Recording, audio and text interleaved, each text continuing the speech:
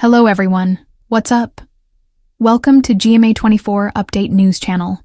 Hope you will enjoy our news video. Before we begins, hit the subscribe button and give this video a thumbs up. Here is the news title. Keir Starmer and Reeves slammed as labor civil war erupts over oil refinery jobs. Prime Minister and Chancellor have been blasted for an underwhelming response to redundancies. The MP representing Grangemouth says answers from his Labour colleagues, including the Prime Minister and Chancellor, on saving oil refinery jobs were underwhelming and not good enough. Brian Leishman said hundreds of looming redundancies at the industrial site were the definition of an unjust transition. Speaking to BBC Scotland's The Sunday Show, the MP for Alloa and Grangemouth said Scottish Labour leader Keir Starmer had been very quiet on the issue despite promising that Labour would spend hundreds of millions to save jobs. He laid the blame at the oil refinery's owners Petroineos and the Scottish government, but said his primary frustration was with the UK government. Earlier this month, redundancy letters were sent out to staff, with some 65 of around 500 jobs expected to be retained. It was announced last year that the Central Scotland facility would close and transition to become an import terminal, as Petroineos reported massive losses at the refinery. A $1.5 million report into the feasibility of Grangemouth becoming a low-carbon energy hub is due to be published by the end of the month. Mr. Leishman said, "If Project Willow's recommendations and findings aren't ready for years to come, and in Q2 2025 the refinery closes, that's the definition of an unjust transition. And neither government can really lay claim to having a credible industrial strategy if there's an unjust transition." Mr. Leishman, who was first elected last year, said he had asked questions of the Prime Minister and Chancellor. He said, "I think it's fair to say the answers have been incredibly underwhelming and not good enough, really. Because we're not just talking about my constituency, my local community, we're talking about all of Scotland." When it was put to Mr. Leishman that nationalising Grangemouth could lead to the government taking on a loss-making business, he said the site provided a wider economic benefit to Scotland. Mr. Starmer has been very quiet on the issue, the MP said, adding, "My community does not deserve to be abandoned on this issue." SNP MSP Michelle Thompson, who represents Falkirk East, also told The Sunday Show she wanted to see the Scottish government doing a lot more to help Grangemouth, saying they should call a meeting with INEOS owner Sir Jim Ratcliffe and bring about a pause in the closure. The Scottish Government's Acting Energy Secretary Gillian Martin said, "We stand ready to support everyone impacted by Petroineos's plans to close the refinery and have announced dedicated skills support for those facing redundancy.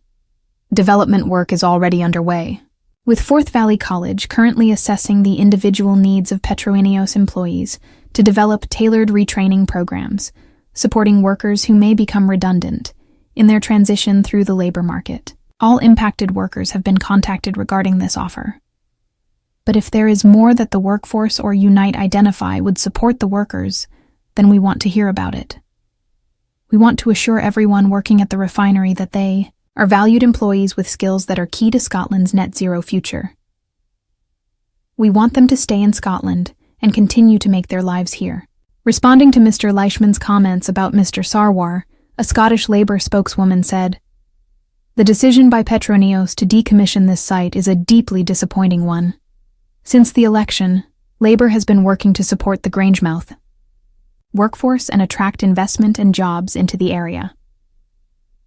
In just 4 months, the UK Labour government put together an unprecedented $100 million package to support the community and invest in the local workforce, including investment in skills, local energy projects, and wider growth initiatives.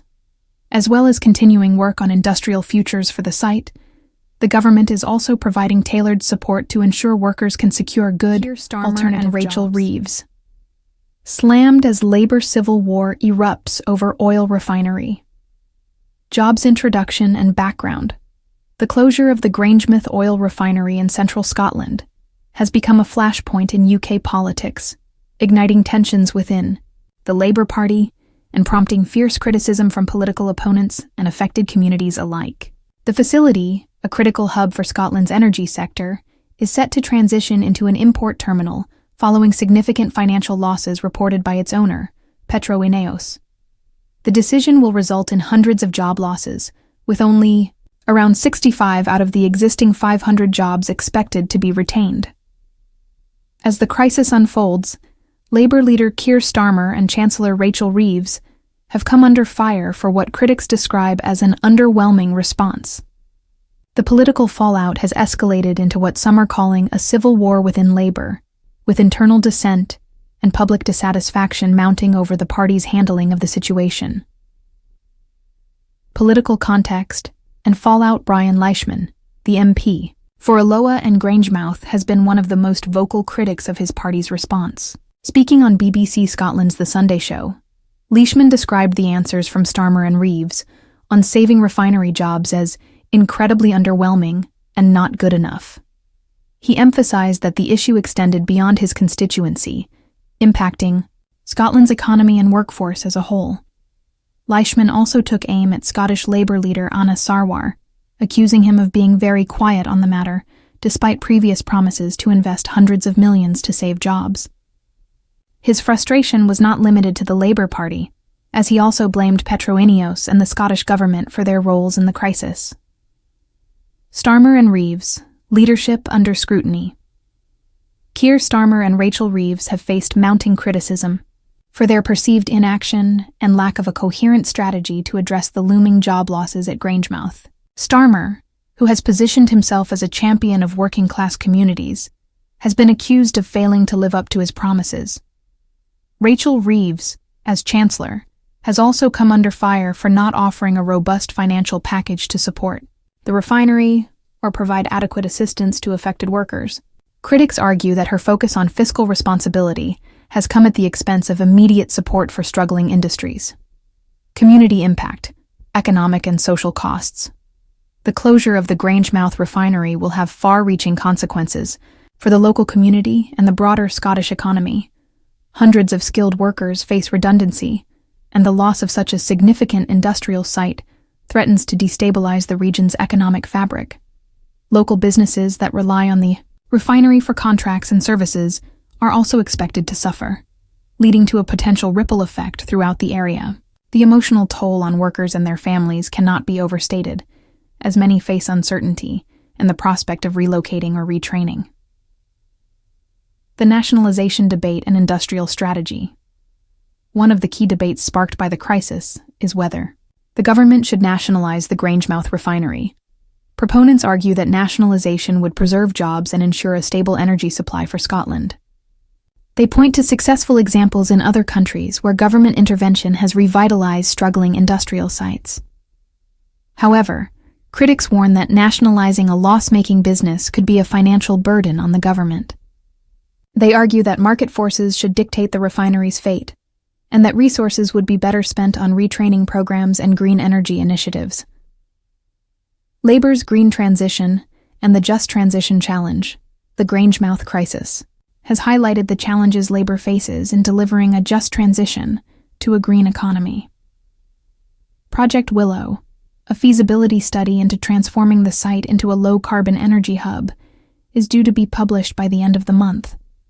However, Leishman warned that if the project's recommendations are not ready before the refinery's closure in 2025, it would constitute an unjust transition. Labour has promised significant investment in green energy and industrial innovation, but critics argue that the party's response to the Grangemouth crisis undermines its credibility on this front. The situation underscores the difficulty of balancing environmental goals with the need to protect jobs and support affected communities. Political ramifications, the Labour civil war. Narrative, the internal dissent within Labour over the Grangemouth crisis has been described as a civil war by some observers.